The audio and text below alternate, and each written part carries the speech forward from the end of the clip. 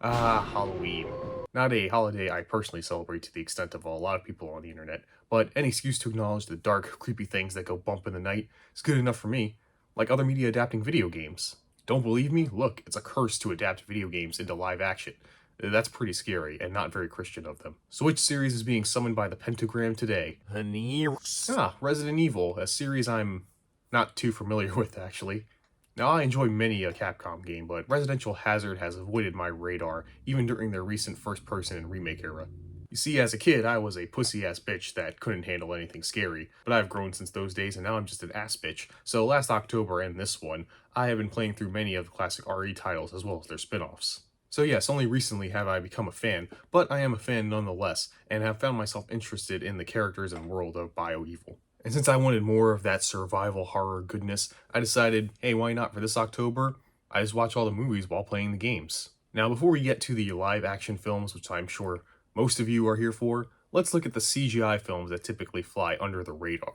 That's right, you're not a real video game franchise unless you have a direct-to-DVD CGI film adaptation, and Resident Evil has 5 so far. And to be clear, I'm just going to be sticking to the films today. I'm not going to be talking about the CGI miniseries or the live-action Netflix show. The first film is a short one, Biohazard 4D Executor, a Japanese title if I've ever heard one. This one's super easy to find and watch, by the way. The footage I'm using is an upscaled version by Upscale on YouTube. The short follows a group of military guys working for Umbrella who go into Raccoon City to find a researcher, but it's Resident Evil, so that researcher is now a horrific hentai monster that kills them all, until it's revealed she's actually alive as Two-Face and rides off into the sunset. Now, I don't have a lot to say, mainly because there isn't really much to say. That is pretty much what happens in the story. It's only 20 minutes long, and I do think you should watch it. I mean, it's super easy to find. I basically told you where to get it. Just, watch this video first, please. I need the views. And I do think the short is good and worth a watch. It's got great atmosphere, builds up a surprising arc for one of the characters, and the music fits the visuals very well.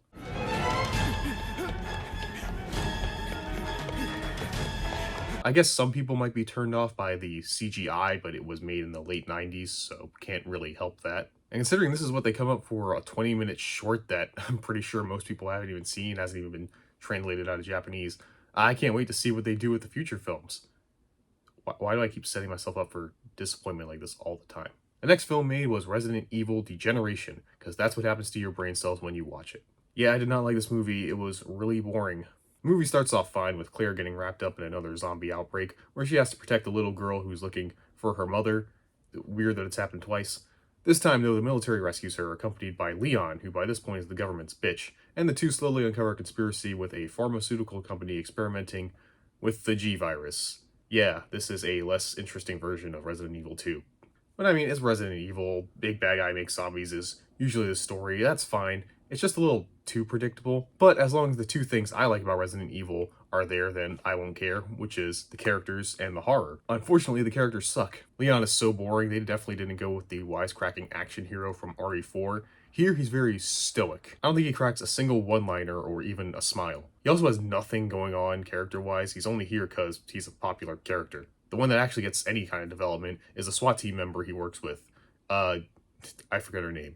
But she gets it because her brother is the one spreading the virus and even turns into the big bad they fight at the end. However, the movie doesn't really spend a lot of time developing this relationship and these characters. They just kind of bring up, oh, by the way, my brother's a terrorist. And that's pretty much it. That's the only reason I'm supposed to care. It seems like they possibly had more to develop with him. Maybe it was cut or something, since the brother seems to have good intentions, well, as good as releasing a zombie virus on anyone. Point is, they seem to attempt to make him sympathetic, but they didn't give us enough time in the film to build up any empathy for him. Poor Claire, my girl gets done dirty in this movie. She only has 2 modes, needing to be saved by Leon. Get down!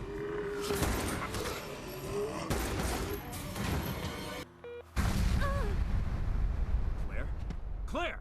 Or an idiot who doesn't actually know what's going on. He's the one who developed a vaccine for the virus which you, in particular, are so familiar with. You mean the infection in the terminal? You thought that was Will Pharma engineered, didn't you? I know you ordered Frederick to dispose of the G-Virus when you called him. I doubt he knows anything. Leon. General Grande's communication man talked. It seems that all of us, the senator included, were fooled by him. Who are you talking about? She only kills some zombies in the beginning, and then for the last half of the film, she's in a room watching Leon fight the rest of the zombies and the big bad guy. Now, yeah, the movie does give reasons why they're there, but there's no personal connection as to why they stick around or why I should give a shit about why they're killing the zombies. You could exchange Leon for Chris and Claire for Jill. Nothing would really change. It'd be the same movie. That's what I mean. This is also not a horror movie in any aspect. I mean, the CG anime doesn't look great sometimes. I guess that's pretty scary. Really, the movie isn't anything. It's just boring. And most importantly, in a movie about zombies where any character can die, it doesn't give me a reason to care about any of the characters beyond the fact that it's the characters from the games. After that, I was expecting the rest of these CGI movies to suck, but to my surprise, the next one, Damnation, is actually really good. I'm serious. I know we're only a movie in at this point, but I'm just gonna go out on a limb and say this is the best Resident Evil movie. In this one, Leon is sent to Eastern Slav during a civil war, as there are rumors that they are using bioorganic weapons, and of course they are, using the Plagas from RE4, so Leon has to find out who is responsible and shoot them, I guess. But he clashes with a group of rebel fighters and the president of the country, who happens to be working with Ada Wong, and Leon starts uncovering some of the governing power's secrets and connection to the Plagas. So first off, Leon is way better in this movie. He's still serious, but he's very willing to make a sarcastic comment when he can. I'm not a CIA agent. I'm just a regular American who was screwed out of his vacation, dumped on a plane, and brought to this place. Is it common for people in America to be packing one of these while on vacation? Sure. We've been doing it since the country was first founded. And I didn't mention her in the last movie, but I'm glad they are including Hunnigan in these films. Resident Evil needs more Hunnigan. Ada's great here too. I mean, she acts exactly how you expect Ada Wong to act. But you know, those are the game characters we know we're going to like because of bias. The original characters here, I also surprisingly liked. I especially liked one of the rebel fighters, JD, which is crazy because when he's introduced, he seems like he's going to be a really annoying character. He talks like a fake gangbanger with all these yos, and he's also in a marabou. Wow! America's the bomb, yo! The hamburgers, man! The fried chicken! The food in your country is fantastic! I could eat it every day! Thanks for the valuable insight. As the movie goes on, we see him having to come to terms with killing the people he's lived with because of the Plagas, like this guy who was his teacher. I told you not to kill him! He was my teacher! It was him or me. And don't forget, he wasn't your teacher anymore. And seeing the destruction to his country and his friends, he decides to help Leon, effectively betraying his comrades when he knows his friend is in danger, and that Leon is the one most qualified to help, showing how much kindness and empathy he has. Only for the movie to punch you in the heart when he unfortunately dies, succumbing to the Plagas. I was not expecting them to take a character who on paper should be the most annoying thing, and then make me sad when he dies. That's pretty impressive. The leader of the rebels, Alexander, or Buddy, as they call him, also has a great character. Seeing and knowing what the Plagas and the BOWs are doing to the others, but is willing to utilize them to free his people, someone who doesn't think the end justifies the means, but since everyone has sacrificed so much, the ends have to justify them by this point. And the movie does a good job showing his slow descent into madness as he tries to resist the virus. And he's the friend JD wanted to save, so even Leon has a stake in this since he promised JD to help him. And yeah, if you haven't seen me talk about movies before, this is the main thing that gets me, the characters. They are very good here. It's really not that hard to please me. All movies need to do is give me a reason to give a shit, and this one does a good job of that. President, who's the main bad guy, is okay.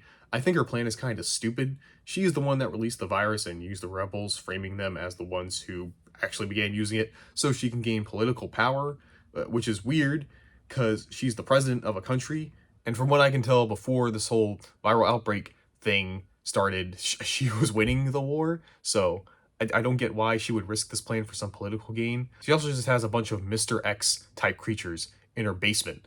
Like, what was she worried about? But I guess that's pretty on brand for Resident Evil, you know, antagonists not having good plans. The animation is better than the last movie, but not by much. The voice acting is also pretty good. It does irk me that the voices don't match the mouths, but I guess that's what comes with dubbing CGI. I do love some of the lines in this movie, though. They get pretty cheesy.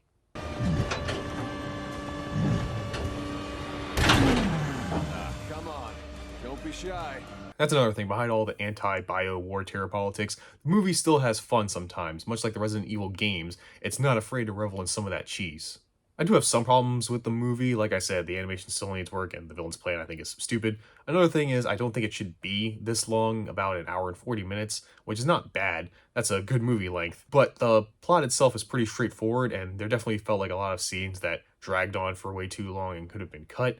Maybe if it was like 15-20 minutes less, I think it'd be the perfect length. Also, still no real horror or anything scary happening in this movie. Yeah, there are elements of it, but it's more of a dumb action movie. A dumb action movie that I like, yes, but I prefer the movies based on the survival horror video game leaned more into the horror.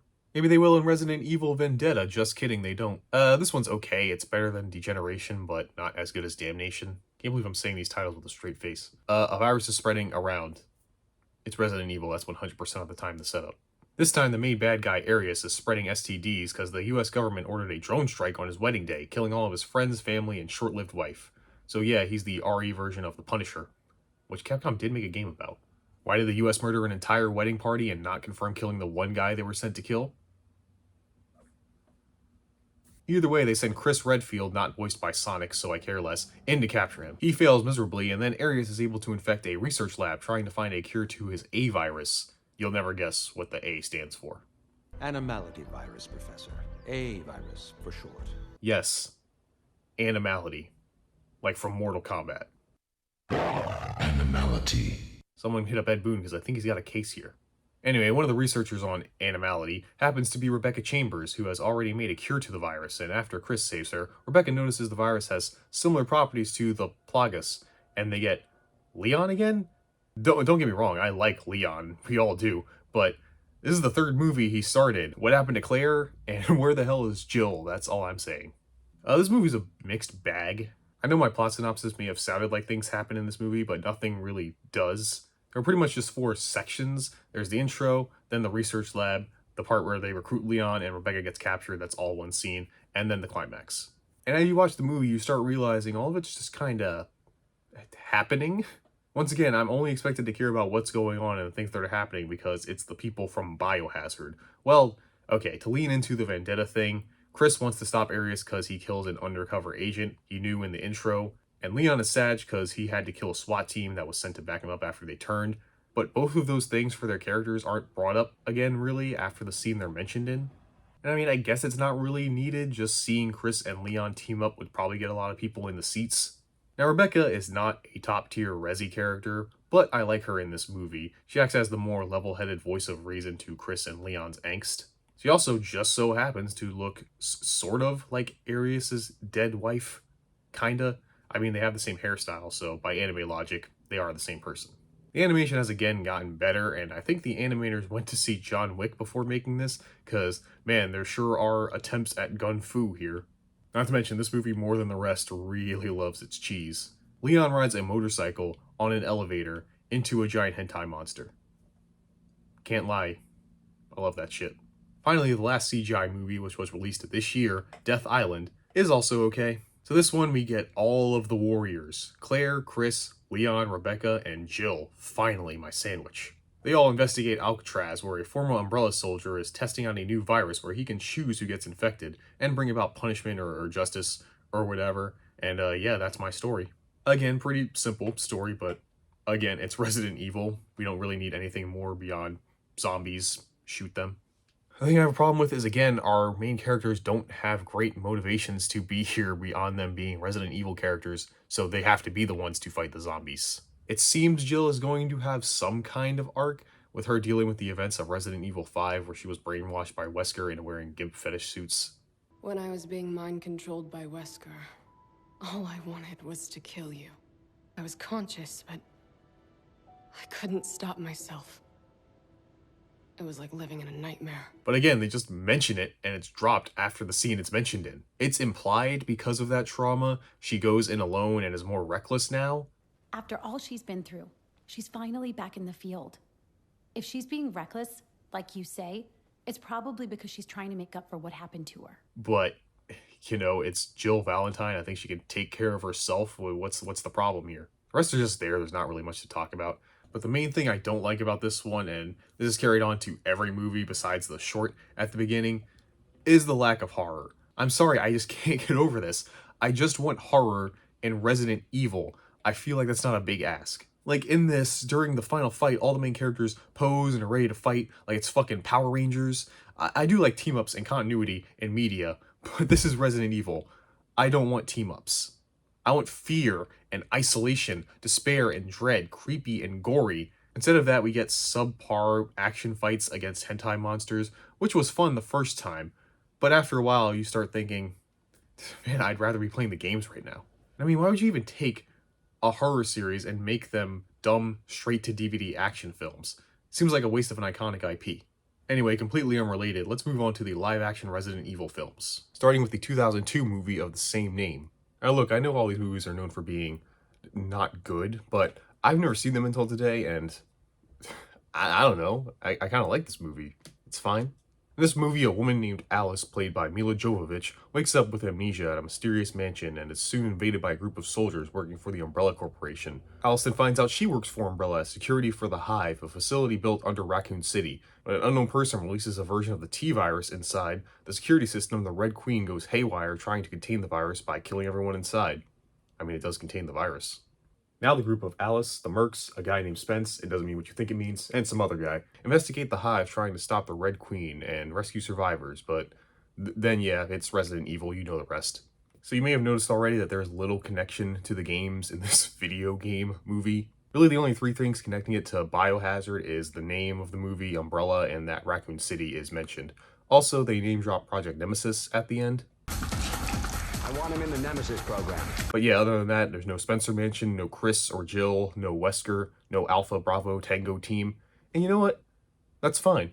I mean, what was Resident Evil at the time? It was a story about people surviving during a zombie outbreak, and that's exactly what this is. Just because it doesn't star a character called Chris Redfield doesn't make it any less Resident Evil. I mean, I do understand it's a movie called Resident Evil, we all expect some kind of Jill sandwich, but what we got, I thought, was pretty entertaining. The characters, well, we don't get much, not even with Alice, as by the obvious sequel bait ending, they expected more going forward. But again, I think that works since a majority of them work for Umbrella, you know, the bad guys. Which is fine for a horror film where all the characters are gonna die. You're like, yeah, fuck them, they're the baddies. And then the ones you do get to know a little bit better, you feel sympathy for as they realize how evil the company they work for is when they see all the experiments and realize they're left for dead at this point. Also, yes, that is Michelle Rodriguez from the Fast and Furious movies, the greatest film series of all time. Which may make me biased, but I do think she gives the best performance in this movie, playing someone slowly turning after getting bitten. Always gotta have one of those characters in these zombie movies. I don't want to be one of those things. Walking around without a soul. I'm also not a fan of the pacing of the scenes. They all start calm and slow, you know, building up a little bit. Oh, whoa, jump scare into an action scene. And then another calm and slow, building up to, whoa, a jump scare into some exposition and then slow action. I never took a break to have a scene to let the audience breathe and take it all in. And when it did, there was just a jump scare at the end. You know, acting like we fell asleep, so it had to wake us up. Now, despite its flaws, I still like the movie. It gave me what I wanted from a Resident Evil movie, you know, some decent survival horror. Yeah, I can acknowledge it wasn't done incredibly well, but it was the first one in the series, and I'm sure the director, Paul W.S. Anderson, the guy who made the first Mortal Kombat movie, which is an actually good video game movie, just needs some time to warm up until he gets better at writing these movies. You know, actually, I kind of only know him for this movie series, and since it's over, what's he been up to since then? Oh. These movies aren't going to get better, are they? Well, get fucked, Brian, from a jump cut ago, because the sequel, Apocalypse, is fucking stupid and awesome. How do you hate this movie? It's so hilarious. GTA, motherfucker! It continues directly after the first movie, with Alice waking up in Racoon City amidst the zombie outbreak. Everyone is trying to get out, but Umbrella has quarantined the city, letting nobody out. During this, Charles Ashford, an Umbrella researcher, loses his daughter in the panic of evacuating the city, so he contacts Alice and negotiates he will get her out if she rescues his daughter. Along the way, Alice meets Jill Valentine, a disgraced STARS officer who likes shooting, and Carlos, an Umbrella soldier left to die by his company. She also meets one of my favorite tropes from movies that is sadly gone out of style for some reason, and that is the catchphrase spewing Negro. Yeah! Maybe I was safer outside.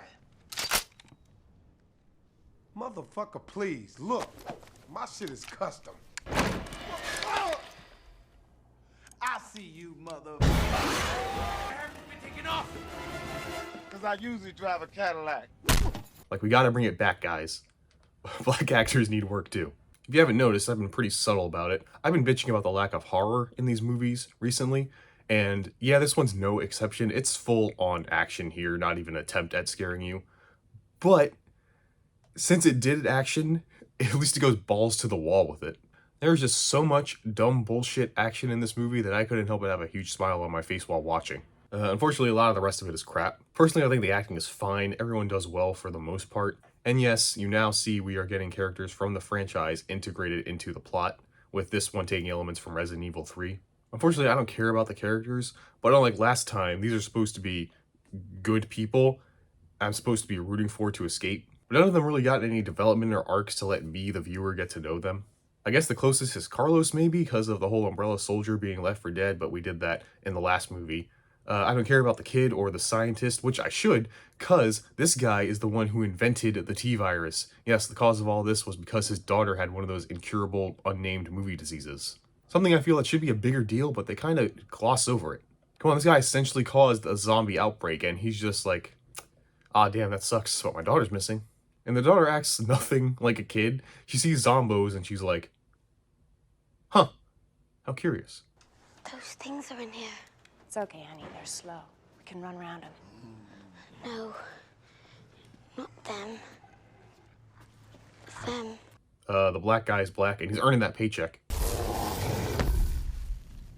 Respect. I only liked Jill Valentine, played by Sienna Guillory, but only because she's Jill Valentine, a character I will forever simp for, not because of anything she does in this movie. They do try to give her something where her partner is bitten and infected, but it goes nowhere.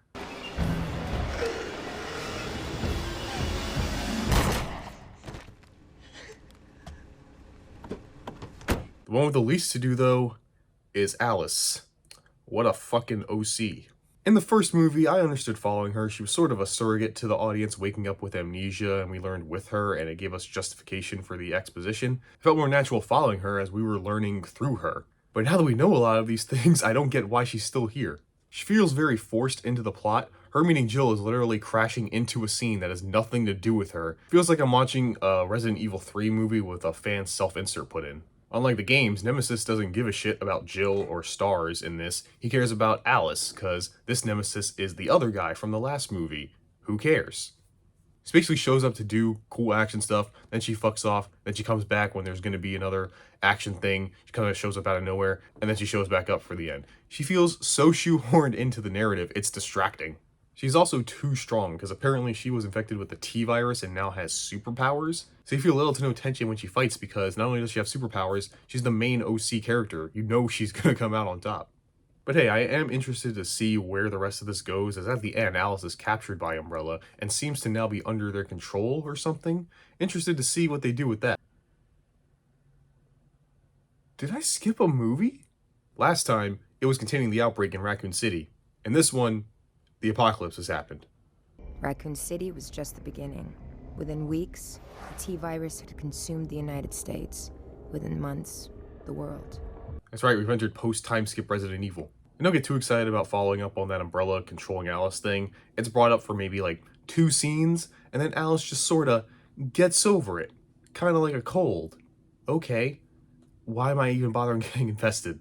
I don't want to spend a lot of time on this movie because it's very boring. In this one, Alice and a group of survivors led by Claire Redfield attempt to escape the outbreak by fleeing to a place called Arcadia in Alaska, where there is apparently no infections. They're being pursued by, what the hell, Jorah from Game of Thrones? He's a good actor, what is he doing? I mean, they're all good. Also, Wesker is here now, but he sucks in this movie, so I'll talk about him more later. So, this movie's a bunch of fan fiction. There's no other way I can describe it to someone. From this point on, the movies really only share the name of the franchise and some characters. Beyond that, it might as well be its own IP. Why I think the movie's boring is nothing fucking happens in it. Alice just wanders around the desert, she finds a journal, decides to trust it about Alaska or whatever. She tells Claire about it. They go to an Umbrella facility. Alice kills Game of Thrones. She finds clones of herself, and then you have to find out the rest in the next sequel. Also, Carlos and Black Guy die. What happened to Jill? Alice is so boring of a character to follow. She mostly reacts to stuff with dull surprise, and then only does something when there is an action scene. Again, I only like Claire because of the name. Her actual character is barely present. She's sucked in it, but the Claire in Degeneration had more personality. I don't want to talk about anybody else because I don't care about them, not even Kmart. What's your name? Kmart. That's where they found me. Yeah, I bet that's a brand deal they're regretting. This definitely felt like the filler movie in this series. It's one of those movies that was made to set up other movies, the worst kind. I don't want to keep talking about it, so let's move on. Biohazard Afterlife is better, but it's still pretty whatever. I do think this one is the best example of these live-action Resy films. It's got the dumb action, the cheesy acting, the music is pure 2000s, and the plot is fucking stupid. In this one, Alice and her clones follow Wesker to Japan somehow, and when trying to kill him, Wesker takes away Alice's powers before she kills him. Or does she? Which, you know what? I like the fact that they took away Alice's powers. I'm glad they nerfed her. Finally, we can see some realistic fights and have some actual tension now that she has been nerfed. Alice then goes to Alaska, where all of Claire's people should have gone at the end of the last movie, but instead finds all the survivors are gone except for a brainwashed Claire who now has amnesia. They then go to LA for reasons not really explained well. I'm not going to try to. And meet a group of survivors there and find out Arcadia is a ship they need to get to. Also, they find Chris Redfield during all this. It's not important, it's just Chris Redfield, who cares? On the ship, it's like some kind of umbrella thing. It was a trap though, and Wesker is not dead, but Alice kills him for sure this time. The end. That wasn't me giving up, by the way. That was me actually trying to describe this plot to someone who hasn't seen it. It's becoming really difficult. And it bothers me so much. I really don't get why we are still following Alice. That sounds awful. I am so sick of her. Her story, I feel like it ended back in the second movie. I don't get why they took away her powers. I guess it was just to be like, look guys, she's in danger now, but she does all the same shit and she's still a badass. Nothing's changed. Sadly, I just think the writer, Mr. Anderson, couldn't let his now wife look like a scrub. So when they're in bed, do you think he calls her Alice or Lilu? Some of the production things are also starting to bother me with these movies. Like, Claire and Alice's makeup is impeccable for being in the apocalypse and constantly covered in dirt. It is always looking fantastic. What brand do they use? Editing is also getting on my nerves. All the cuts every second during a fight is starting to hurt my eyes, and it's very disorienting when it keeps switching perspectives constantly. Now, something I did like about this movie was Wesker. The actor who plays him, Sean Roberts, is really great at it. I would say he does the best at playing a live-action Resident Evil character. Every time he speaks, you can tell he's incredibly smug and confident about whatever he just said, no matter how stupid it was. I told you I'd be bringing a few friends.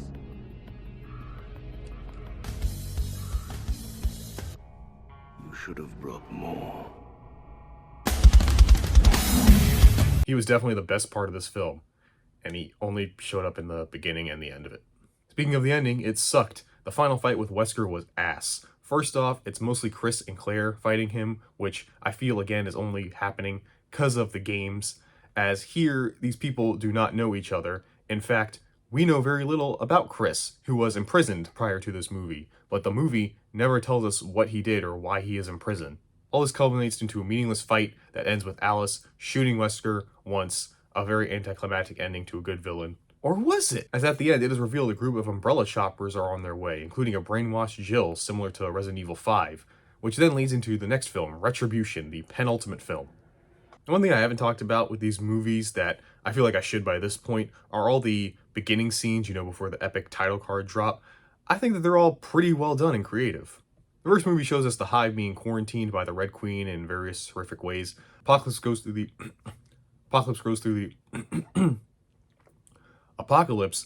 through the events of Umbrella beginning to quarantine Raccoon City. Extinction offers some mystery and intrigue with a scene similar to the first one of a clone of Alice trying to escape some facility. Afterlife, while a little too long for me, shows the beginnings of the zombie outbreak in Japan.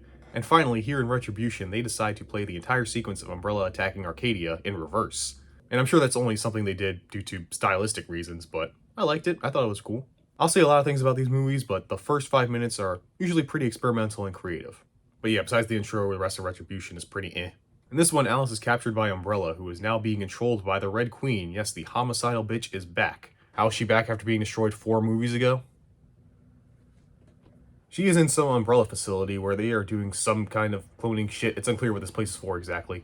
I think they say it's so they can study the various scenarios that happened at the beginning of the outbreak. But I think it was just an excuse so they could put clones in here, so they can have clones of old characters from past movies make cameo appearances. Which is strange, but I still like Michelle Rodriguez, and this did give one of the best moments in the whole film series to me. You know how to use this? I campaigned for gun control. I don't think you understand. I marched against the NRA. Concentrate. Congratulations. You're officially a badass. Also appearing are Jill Valentine, Ada Wong, Leon S. Kennedy, and Barry Burton, who they just kind of throw in there to die. What happened to Chris and Claire?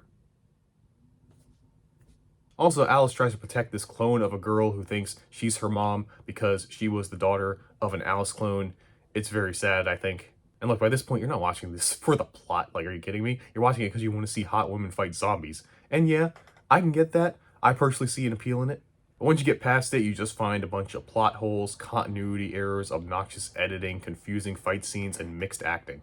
And I hate so much that the ending to each of these movies teases something cool, but then pulls out by the next film. In this one, it ends with Alice getting her powers back from Wesker as he shows her the Red Queen is trying to exterminate humanity, and it's clearly building up to some big epic war with Alice teaming up with all the Resident Evil characters to save humanity. That sounds awesome. And as expected, when the last movie, the final chapter, comes around, it's nothing like we were promised. We don't get an awesome final big epic war against all the zombies with the Resident Evil characters. No, instead, off-screen, Wesker apparently betrayed everyone as he was the one trying to destroy humanity all along. He pretended to give you your powers back, and then he betrayed you. Don't even ask about what happened to all the other characters that were with Alice at the end of the last movie. Does anyone care at this point?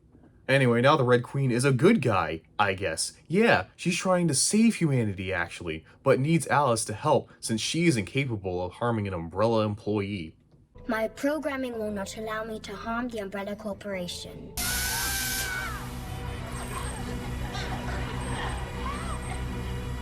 My programming will not allow me to harm the Umbrella Corporation.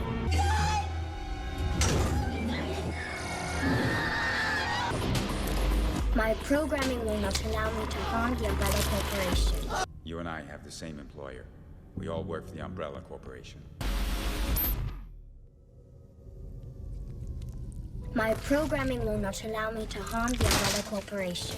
And oh boy, coincidences of all coincidences, I mean, how lucky Alice is that apparently Umbrella has developed an airborne antivirus to the T-virus. And it's being kept by Wesker in the Hive. And if Alice doesn't get it within 48 hours, all of the remnants of humanity will be destroyed, because I guess she can quantify that in time. And on the way, we find out Claire's actor was the only one willing to come back, I guess. And the two of them, plus some jobbers who we know are going to die because they are not characters from the game, so why get attached, infiltrate the Hive again, and we find out the real big bad was Jorah. Yeah, he was not killed at the end of the third movie, as that was his clone.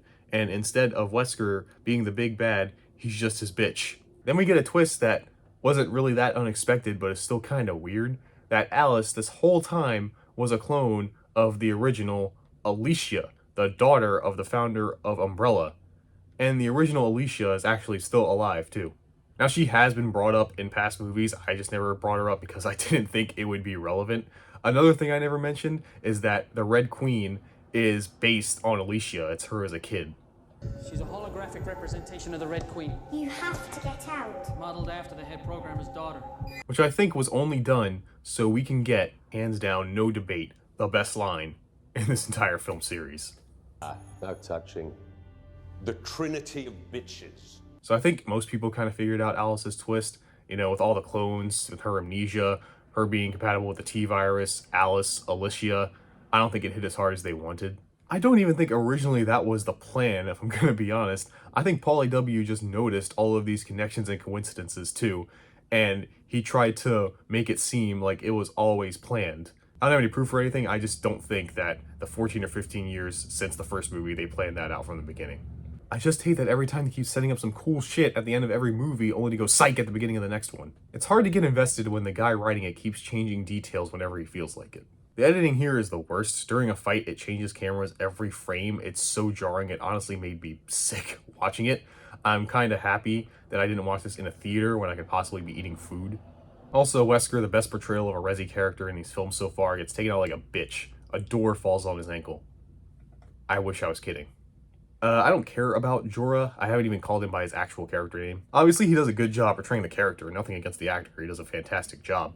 It's just the character he plays is written so cartoony and one-note and not in a good way like Wesker. Claire was okay, but I kind of don't like her inclusion. Honestly, I wish they didn't include anyone if they couldn't get everyone. You know they wanted to, too. And her inclusion just makes me wonder what happened to everyone else. Like, what happened to Chris, Claire? You know, your brother?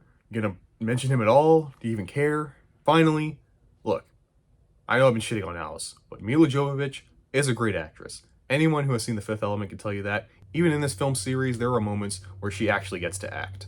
It's just the character of Alice she's given is so lame. And the narrative becoming about her made everything much more convoluted. The reason I like the first two movies is they were simple and effective. The first one was a classic zombie survival horror story with some stupid stuff, but that's what made it fun, and it knew what it was. The second one is just a dumb video game movie. It tries its best to be dumb fun, and when it tries to be serious, it's so tone deaf it becomes even funnier. After that, it becomes full-on fan fiction for a world and characters that shift so much from what was originally presented that it might as well not be called Resident Evil anymore.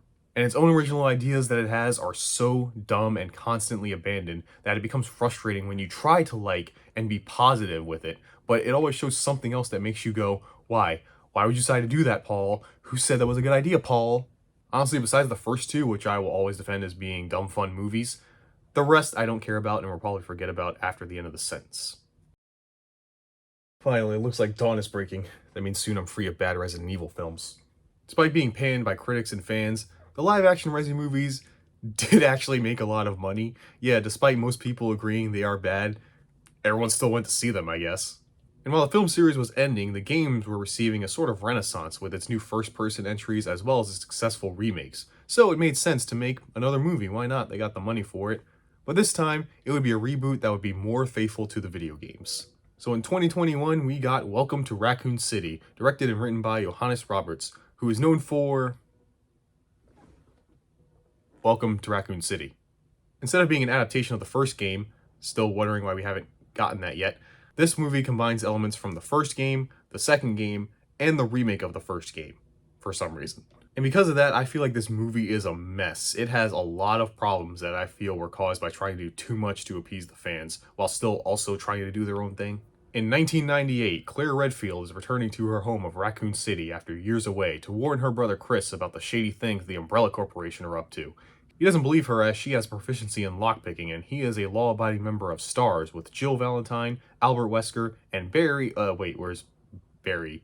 Is he not here because he died in Retribution? Well, Barry or no Barry, STARS is sent to the mountains to find out what happened to the Bravo team sent there who were investigating a murder at the Spencer Mansion. Meanwhile, in Racoon City, the zombie outbreak has begun, and Claire goes to the police precinct to get her brother and get out, but instead finds rookie recruit Leon S. Kennedy, who is in way over his head, and the police chief Irons. And the three of them attempt to escape the city and find STARS so they can all get out.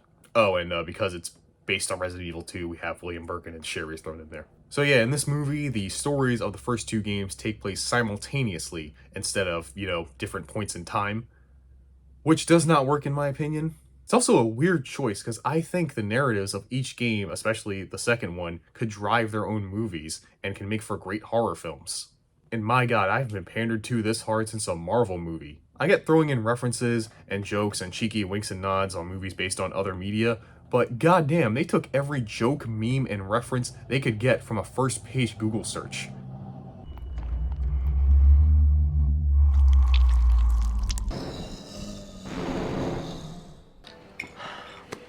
Hey! You snooze, you lose. What? It's Jill sandwich now. That was too close. You were almost a Jill sandwich. Yeah, you ever heard of the T virus? The G virus?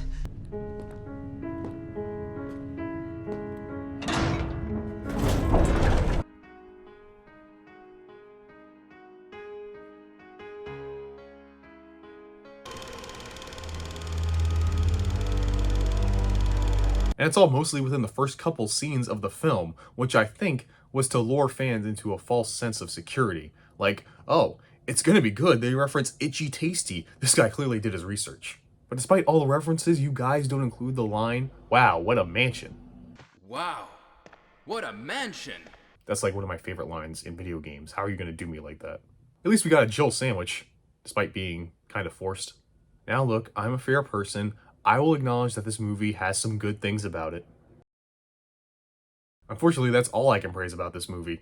I do not like the portrayal of the characters in these movies. I'm gonna be honest, these are probably the worst portrayals of these characters I've seen in all these films.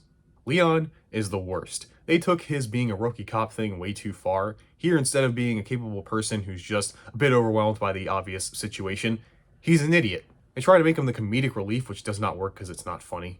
Jill is unfortunately a victim of too many cooks, so they had to neglect someone. The only thing we know about her, besides her love of sandwiches, is that she, I think, has a thing for Wesker, and she is very trigger happy. Which I guess was supposed to build up to the scene where she shoots Wesker after he betrays Stars. You know, classic Wesker. But it doesn't feel earned, because it seemed more like a running gag than an actual character trait that was building up to a satisfying payoff. Wesker sucks. I miss the other Wesker. Now I get where they're going for here. This Wesker is a more sympathetic one, not too sure about working with Umbrella, and seems to have some sort of morals and more of a connection to the Stars members. And while admirable, they try to do a different take on him, it misses the point of why we love Wesker. He's a narcissistic asshole who has no remorse for his actions and revels in every second of his monologuing. It's why he's so iconic. Ouroboros will be released into the atmosphere, ensuring complete global saturation. The shades don't make Wesker, Wesker makes the shades. Like, everything with Wesker just feels like setup for an obvious future movie that is confirmed when you see in the post-credits scene that he gets in contact with Ada Wong, which, let's hold on to that thought of this post-credit stuff. I'm going to talk about it in a bit. Let's deal with our final characters, Chris and Claire. Chris is nothing. Like Jill, we only get hints here and there, like him being straight-laced with him disapproving of Claire's criminal behavior. And he has a thing for Jill, I guess, which I hope they don't do. I really don't want them to try to force a romance here. I kind of like how platonic a lot of the relationships in Resident Evil are, but I guess characters of the opposite sex can't be friends in movies. Other than that, he does not get much. Claire, who is arguably the protagonist, gets the most, but again, doesn't really pay off in a satisfying way. Her and Chris grew up in an orphanage run by Umbrella and overseen by William Birkin. She escapes eventually, but is traumatized by the events, which is why she left Racoon City. And I will give them this, I can at least see how this past affected her character. But she comes off as kind of a bitch sometimes. Fucking love Raccoon City. Go, you bandits. You're an asshole. Yeah, she's supposed to be a badass and it's a tense situation, but it's also a movie. I'm supposed to like this character, but she acts like a dick a lot of the time. Then I'm supposed to cheer when she saves Chris from a mutated Birkin. I don't care. You haven't given me a reason to care. Also, they unceremoniously throw in Lisa Trevor, who, if you don't know, Lisa is unironically the saddest and most tragic character in Resident Evil lore. Being constantly experimented on for years, she is now in a constant state of suffering physically and mentally, but due to her hyper-regenerative abilities that she's gotten through doing all the experiments, she is almost invincible and can't really die. And that's a very base understanding of her backstory. It's one of the best ones in the entire series and was integrated very well into the Resident Evil 1 remake. Here she shows up for one scene and then fucks off. We never learn anything about her. Like, you have no idea about this character unless you played the game. What was the point of her inclusion? The same can be said for Sherry Birkin and Chief Irons. Irons is one of the better antagonists in Resident Evil, in my opinion. You know, real creepy, manipulative asshole kind of guy. Here, he's kind of an asshole to Leon, then dies anticlimactically to a liquor. Why was he even in this movie? Sherry not only acts as extra motivation for Claire and the player to make it out of the situation, but she also serves a narrative purpose with her connection to the Birkins and the experiments going on with the G-Virus. In this movie, she's just there. And this is why you don't combine two narratives into one, because you had to cram so much shit into it that you had to neglect certain aspects of the original story that most people liked. Call me crazy, but I feel like if you just separated them and did one movie based on the first game and one movie based on the second game, you might have had time to develop all these things, but that's just speculation at this point. Like, I would have liked to see Barry. I like Barry. I would like to see the Tyrant Bravo team. Speaking of Rebecca, I guess she should consider herself lucky she was spared from live-action Resy. And then there's all the obvious shit I don't like that is used to set up a future movie. You know, stuff with Lisa, Sherry kind of, Wesker, Ada. It's all to build on to a sequel, and I hate that. Leave that shit to comic book movies. Other movies, I want a complete experience in one film. Then maybe, when you get a sequel, expand on the stuff you couldn't do in the first one. But no, I guess since Marvel made a lot of money, films now have to be made just to set up other films. Awesome. Honestly, after watching it, I would much rather watch any of the Anderson films. I mean, yeah, they were dumb and stupid, but at least I could say they were more entertaining than this one. Even if they do another one, which I kind of doubt considering how badly this movie did critically and financially, I wouldn't want to go see it. But if you told me Anderson and Miller were returning to the live-action Resident Evil films, I'd be curious to check it out at least. I can say that much. It just seems Capcom for some reason is incapable of giving the live action movie rights to someone who can actually make a good film. The only good Capcom films are only good because of how bad they are. I guess this is a long way of me saying, just play the games instead. Don't forget to subscribe!